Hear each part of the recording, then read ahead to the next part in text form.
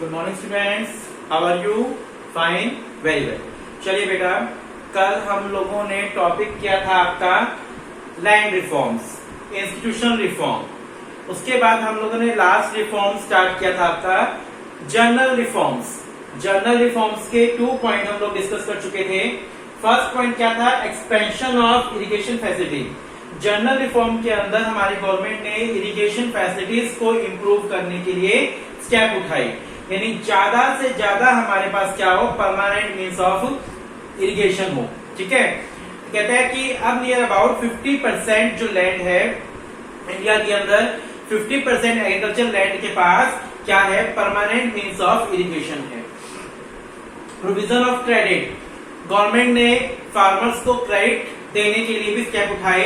इसके लिए हमारी गवर्नमेंट ने आरआरपी सेटअप किया, देन कंज्यूमर कोऑपरेटिव सोसाइटीज को सेटअप किया गया, जो फार्मर्स को कम से कम रेट ऑफ इंटरेस्ट पर क्या देती है, लोन देती थी।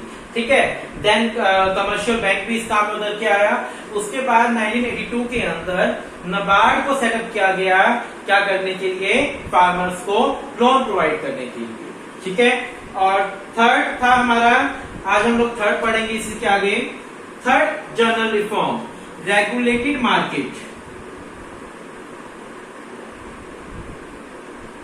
Regulated market and cooperative marketing society. Cooperative marketing society, ठीक है, बुक है आपके पास, आप वहां से देखते रहिए points. Regulated market and cooperative marketing society. देखिए, regulated market have been establish.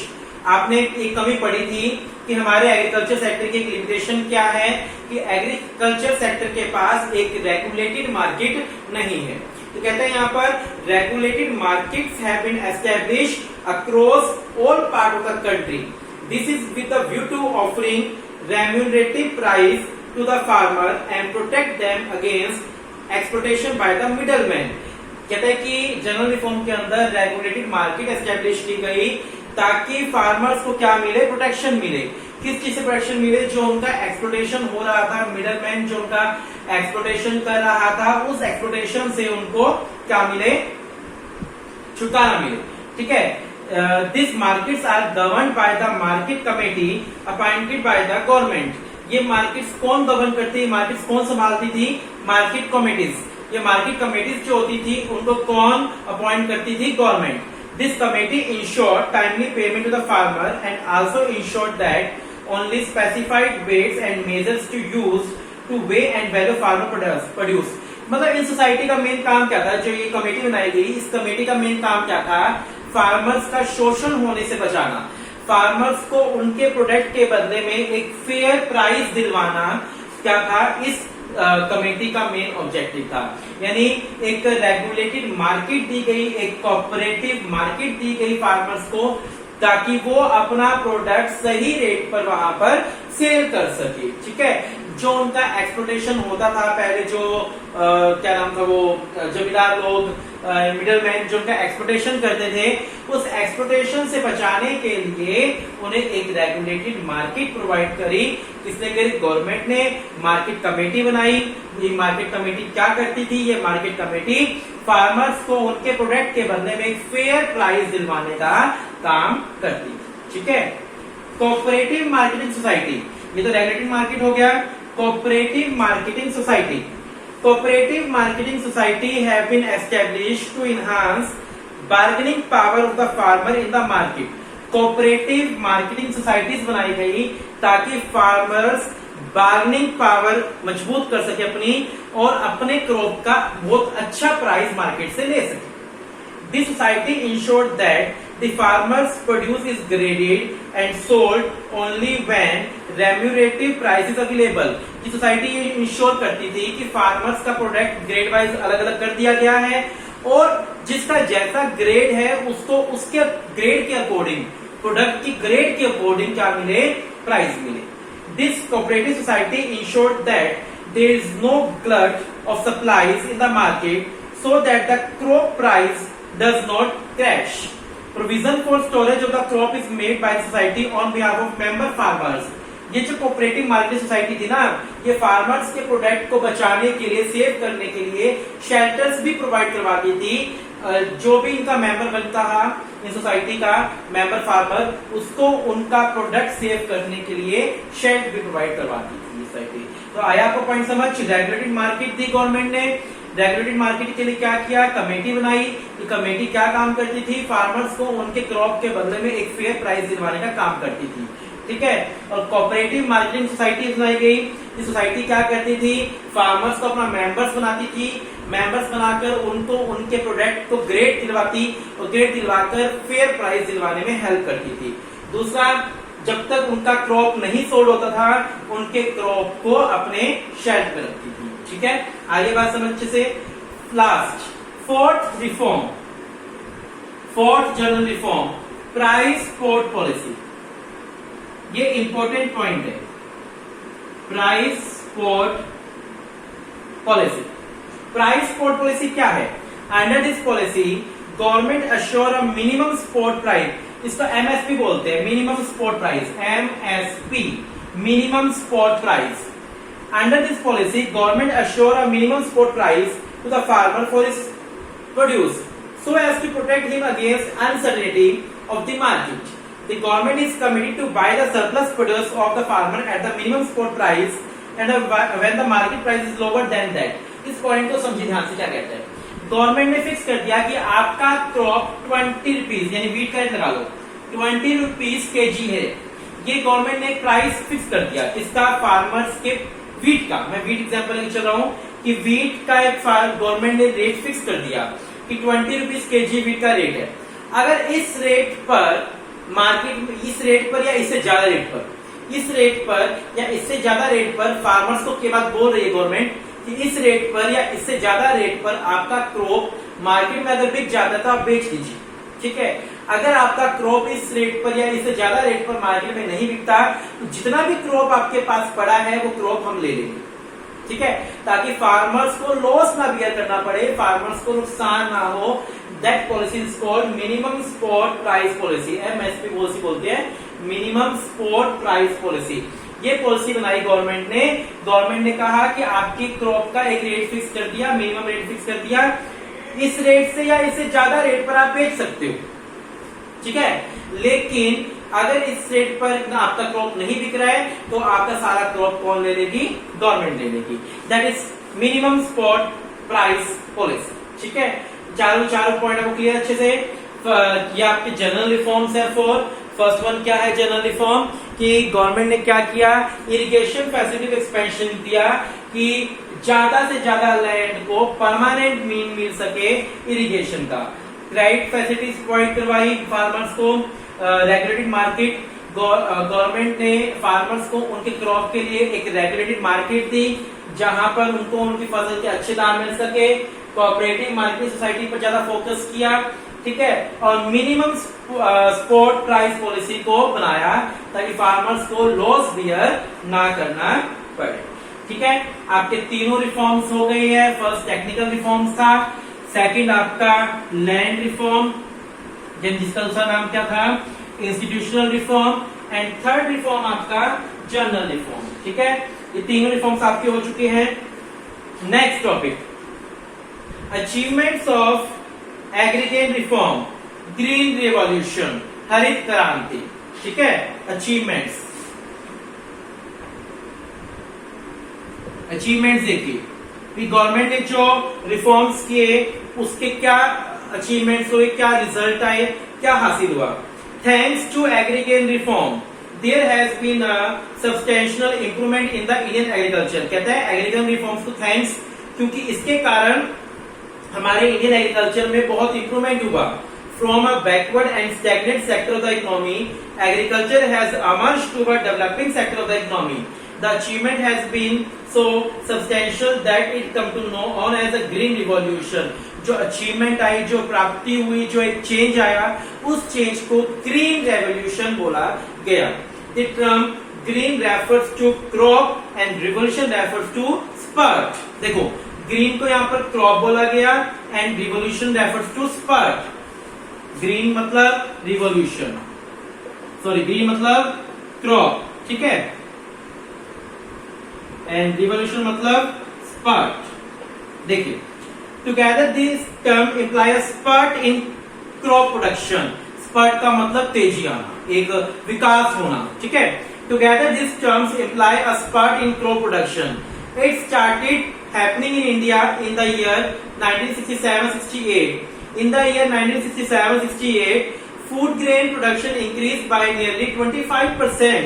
हमारे देश में 67-68 के अंदर जो फूड ग्रेन का प्रोडक्शन था वो कितना इंक्रीज हुआ? 25% इंक्रीज हुआ। India become self sufficient in the production of food grain. अब धीरे धीरे इंडिया फूड ग्रेन के अंदर क्या होने लगा? सेल्फ सफिशिएंट होने लगा, ठीक है। Mid 60-70 during this phase scope of green revolution was restricted largely to wheat and rice growing regions of the country. This included the state of Punjab, Andhra Pradesh and Tamil Nadu. कहते हैं 60-70 में क्या हुआ? जो green revolution का क्षेत्र था, scope था, वो रिस्ट्रिक्ट कर दिया गया, ठीक है। Largely to wheat and rice growing regions of the country.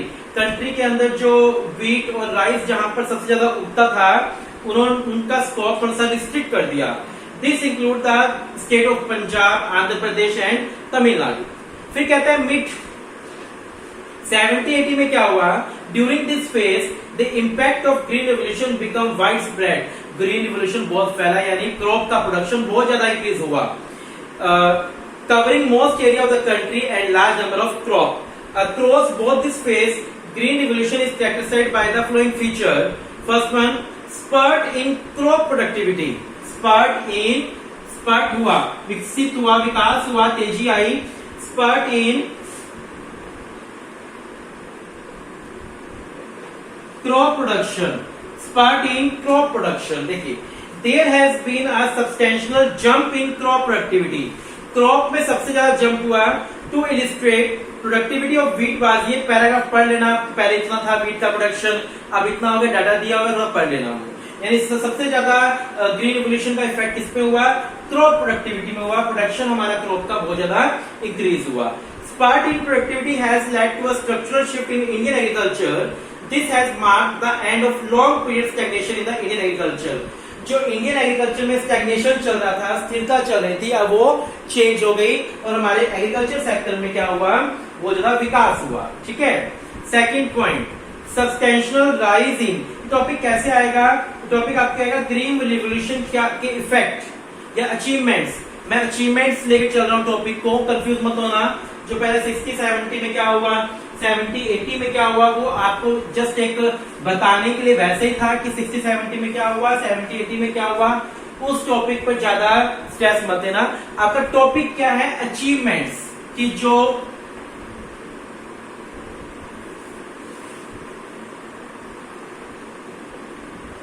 Reforms किए गए उसकी अचीवमेंट्स क्या हुई।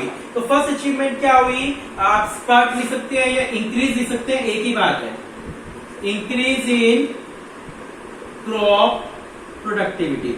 जो गवर्नमेंट ने रिफॉर्म्स किए उससे हमारे देश की प्रोडक्टिविटी इंक्रीज हुई। प्रोडक्टिविटी क्या थी? प्रोडक्शन पर हेक्टेयर लैंड, ठीक है। सेकंड अचीवमेंट क्या हुई? Substantial rise in acreage. Acreage का मतलब होता है एरिया अंडर कल्टीवेशन। दिया हुआ आपको बुक के अंदर यहाँ पर substantial rise in acreage. Acreage का मतलब क्या है? Area under cultivation. High variety seeds technology has significantly reduced the time lag between sowing and harvesting of crop. कहते हैं कि बहुत अच्छी क्वालिटी के सीड्स को यूज करने से जो पहले बहुत लॉन्ग गैप था, मैंने आज फसल को उगाया 6 महीने बाद काटूंगा, तो वो जो गैप था वो कम हो गया, ठीक है।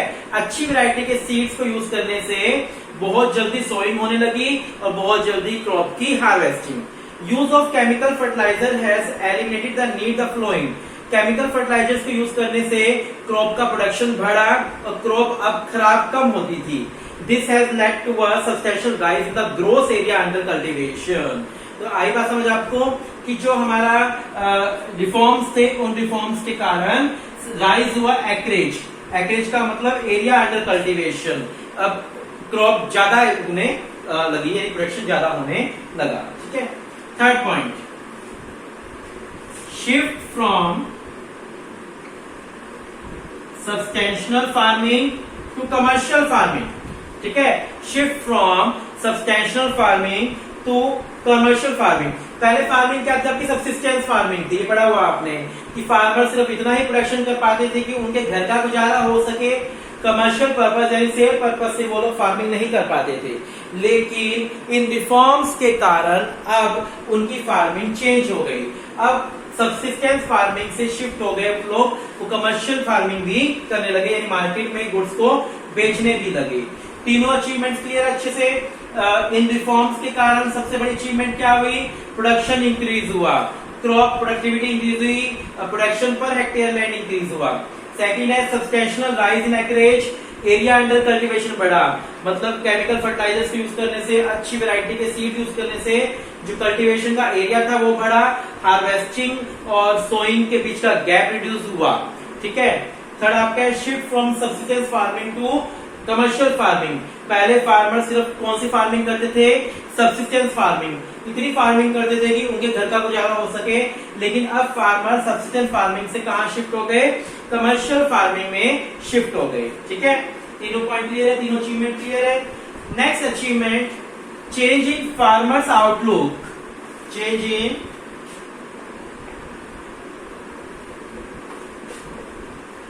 Farmers outlook. फार्मर्स का आउटलुक चेंज हो गया, मतलब क्या? फार्मर का पहनावा चेंज नहीं, फार्मर्स का आउटलुक का मतलब क्या है? Commercialisation of agriculture has caused a change in outlook of farmers. Farming is no longer view as a source of subsistence, it is considered as commercial venture as well. मतलब farmers का outlook change क्या होगा? जहां farmers पहले commercial farming नहीं करता था, अब वो कमर्शियल फार्मिंग भी करने लगा, यानी मॉडर्न मीन्स को यूज करने लगा, सब्सिस्टेंस फार्मिंग से कमर्शियल फार्मिंग पे शिफ्ट हो गया। यानी बहुत सारे क्या हुए फार्मर्स के आउटलुक में चेंज है, ठीक है। सेल्फ सफिशिएंसी इन फूड ग्रेन, पहले हमने पढ़ा था कि इंडिया किस पे डिपेंड था? यूएसए पे डिपेंड था फूड ग्रेन के लिए, जिसके कारण क्या हुआ? जो यूएसए था उसने जो हमारा वॉर हुआ पाकिस्तान के साथ, तो इंडिया को वार्न किया, धमकी दी कि अगर आप पीछे नहीं हटे तो हम आपका फूड ग्रेन सप्लाई बंद कर देंगे। तो अब इन रिफॉर्म्स के कारण अब इंडिया सेल्फ सफिशिएंट हो गया फूड ग्रेन के ऊपर। Increase in crop production caused by increase in acreage and increase in productivity has been so substantial that India has started maintaining buffer stock of food grain। अब India के पास खुद के पास buffer stock हो गया food grain का। This stock are used during period of low farm supplies।